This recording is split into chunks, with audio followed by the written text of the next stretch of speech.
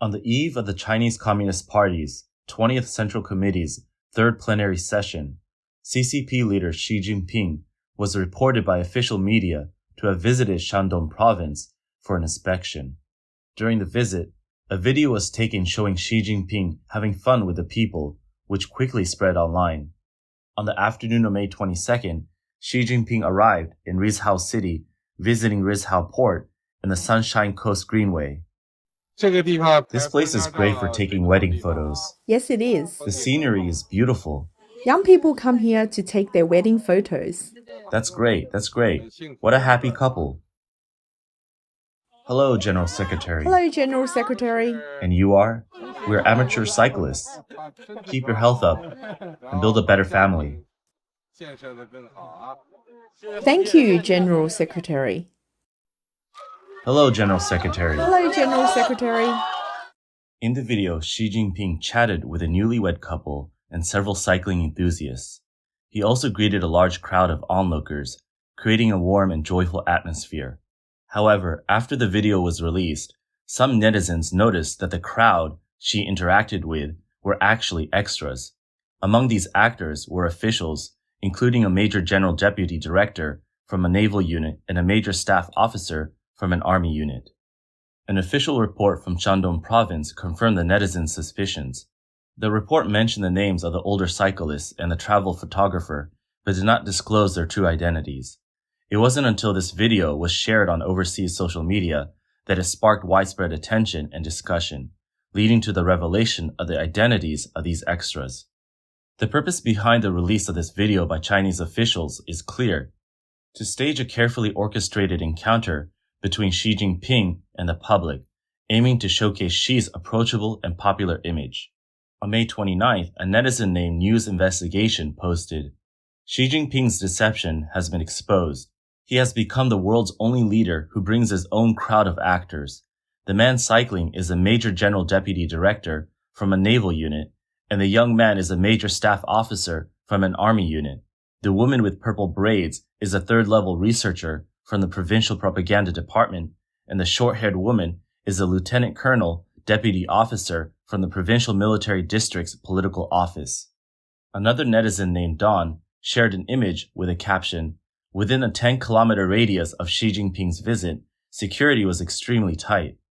Under such stringent security measures, it is impossible for genuine members of the public to appear around Xi Jinping," directly pointing out that the official video is a fabrication. It's not just the crowd actors were identified as officials. The interactions between the public and Xi Jinping in the video look particularly fake and awkward. An insider commented online, "The reason this video is so obviously staged is that real actors couldn't be used. So everyone who ended up acting in the video was from the security forces, and their acting skills were poor. Additionally, to maintain secrecy, they were called up at the last minute and hadn't received proper training in acting." Another netizen mentioned that when he first saw the video a few days ago, he immediately felt that the crowd were definitely military personnel. He could tell from their expressions and postures. Since military personnel undergo long-term training, they have characteristics that differ from ordinary people, making it obvious at a glance. For those familiar with the CCP style of propaganda, such staged performances are nothing new and no longer surprising. Political commentator Chen Po-kong also believes that this video is a typical example of CCP propaganda. In his program, Chen Po-kong on World Affairs, he stated, "For security reasons, wherever Xi Jinping goes, roads are blocked and places are locked down. Even beaches are cleared. Yet here, we see various members of the so-called public, which is really strange. Now, someone has exposed and identified these people. Most of them are military personnel arranged to act as the crowd.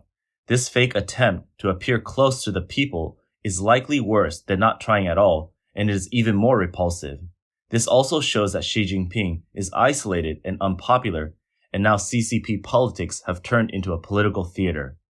The purpose behind the release of this video by the Chinese authorities is clear: to build the image of the CCP leader and to demonstrate to both domestic and international audiences that China is in harmony. However, this incident also highlights the increasingly tense situation within China. In fact, during previous inspections by CCP leaders, it has often been exposed that the public they interacted with were local officials pretending to be ordinary citizens. In 2020, on the eve of the CCP's announcement that all impoverished counties in the country had been lifted out of poverty, various regions were continuously hit by floods. It wasn't until mid-August that Xi Jinping made his first visit to the disaster areas in Anhui to offer condolences. During this visit, he had a conversation in a residential house with a woman holding a child, but this woman caused suspicion that she's not an ordinary citizen. Netizens discovered that the female disaster victim who interacted with Xi Jinping bore a striking resemblance to Yang Jing, the deputy captain of the security team in Hunan City, Anhui. After this revelation, the news became a topic of mockery online.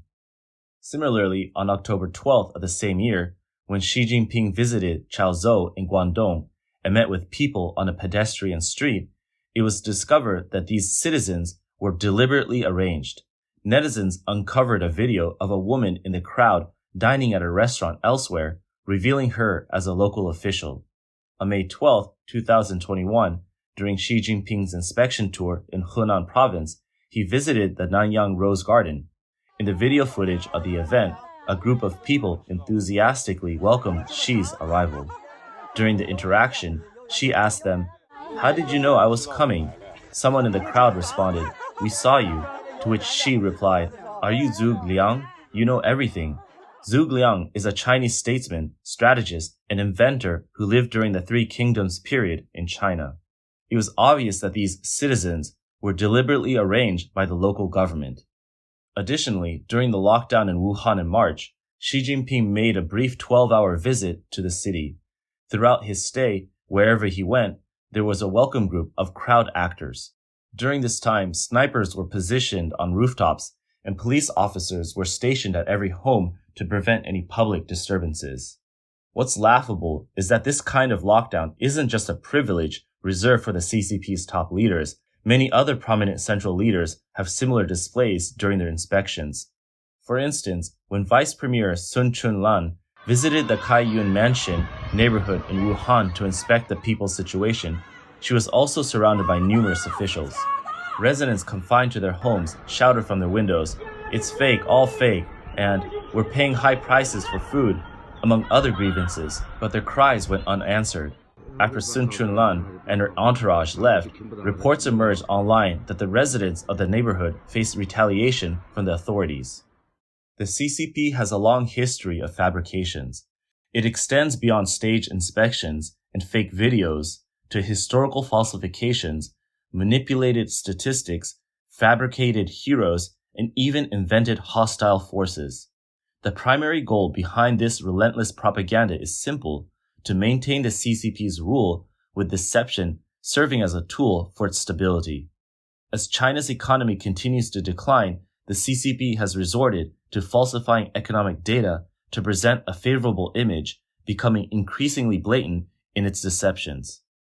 According to Bloomberg, official Chinese data from March indicated that China imported over 96 million tons of soybeans last year from the world's two largest soybean exporters, Brazil and the United States. However, the import and export data from these two countries show they collectively shipped 101 million tons of soybeans to China. Previously, because there were other countries' data for comparison, China's import and export statistics were not fabricated too outrageously. However, now the discrepancies have become so large that it's obvious the data is falsified. Consequently, the United States has stopped using the CCP's soybean import data and instead relies on the export data from the countries sending soybeans to China. To reconcile this data discrepancy, the USDA had to raise its forecast for China's soybean imports for the 2022 to 2023 marketing year by 3.7 million tons. Additionally, the USDA increased the estimated soybean import volume for China in 2024 by 3 million tons, bringing the total to 105 million tons. USDA officials stated they have historically relied on data released by Chinese customs, but due to the current significant discrepancies, they must reassess the reliability of this data. As one of the world's largest soybean importers, the accuracy of China's official import data is crucial for soybean growers worldwide. If CCP data shows significant deviations, it could mislead farmers into making incorrect planting decisions, resulting in losses. In early March of this year, Chinese customs revised the soybean import volume for January and February 2023 to 14.3 million tons, down from the initially reported 16.17 million tons. Multiple product import data were also revised, resulting in a reduction of over $1 billion in China's total imports for the first 2 months of 2023.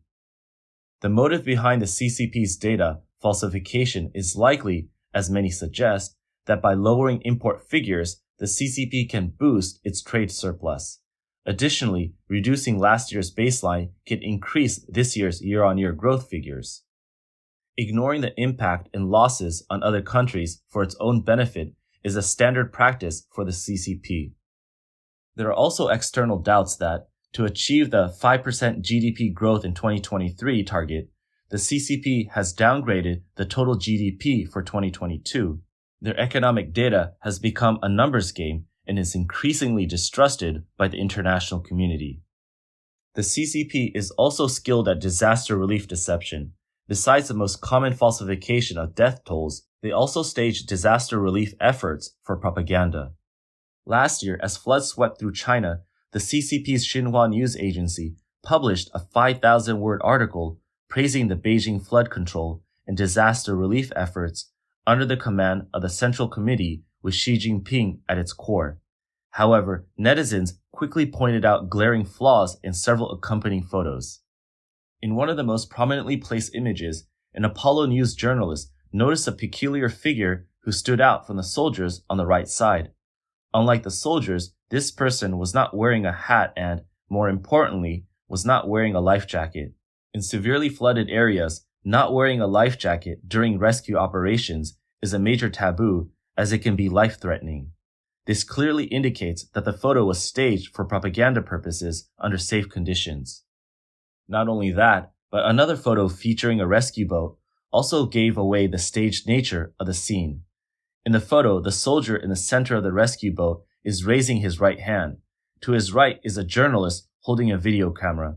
Judging from the image, the scene involved a Xinhua news agency reporter on the shore taking the photo, while another person on the rescue boat was filming. It is clear that they were not engaging in actual rescue efforts, but were instead staging a multi-angle photo shoot. While they were busy staging these photos, countless citizens were waiting for rescue, losing their homes and loved ones, and seeing their life savings destroyed. However, such behavior from the CCP government is not surprising as they prioritize propaganda over the lives of the people. Under the barrage of fake news from the CCP, Chinese citizens are gradually waking up. There is a growing trend of people not buying into the news released by the CCP's official media. On January 25th, the Chinese Ministry of Defense released a video claiming that the Taiwan election is an internal matter for China and that the Democratic Progressive Party does not represent the mainstream opinion on the island. The CCP also issued a stern warning, stating, "The military will always defend national sovereignty and territorial integrity." This message, brimming with positive energy, made it to the trending topics. However, the comments section was overwhelmingly negative. Responding to the spokesperson's statements on national reunification, netizens pointed out that the CCP is daydreaming. Comments included, "Peaceful reunification is nothing but a pipe dream," and "I will definitely see it happen in my lifetime. Whether you, the CCP, can see it, I don't know." Some Chinese citizens have expressed that they are tired of these empty slogans. They ask the question, after reunification, will we have the right to vote? Will we achieve free healthcare? Will we have permanent property rights? Will we get a 1.7% mortgage rate? It seems that netizens are well aware of the advantages and disadvantages between Taiwan and mainland China, and they are not easily deceived by the CCP's bluster. Moreover, with the current dismal state of China's economy, where ordinary people's lives are increasingly difficult, people are becoming more clear-headed. On January 26, A news story about an 80s-born delivery driver earning over 1.4 million yuan in 3 years appeared on various mainland media platforms. The protagonist this time is Mr. Huang, a delivery driver for JD.com. He stated that there are many in the company who earn more than he does, and his success is due to over a decade of dedicated service to clothing store owners, earning their trust through attentive customer service. Unsurprisingly, the comments section was flooded with skepticism. Netizens with experience in the industry quickly did the math. If Mr. Huang earned 1.4 million yuan in 3 years, that averages to 460,000 yuan per year. Assuming he worked every single day, he would need to earn 1,278 yuan per day. Working 12 hours a day, this means he would need to earn 106 yuan per hour. Given that couriers are paid per package and each delivery earns only 1 yuan, accounting for time spent sorting and loading, he would need to deliver 130 packages per hour to meet this target. Even if he were to directly drop packages into lockers, delivering 130 packages in an hour is unrealistic. Moreover, he still has living expenses, childcare, and other costs, making the 1.4 million yuan salary highly improbable. From Premier Li Qiang's grand claim that China's GDP grew by 5.2% last year, which was met with widespread ridicule from netizens, to the recent wave of implausible stories about ordinary people striking it rich, resulting in a backlash in the comments, it is clear that this generation of netizens is not easily fooled.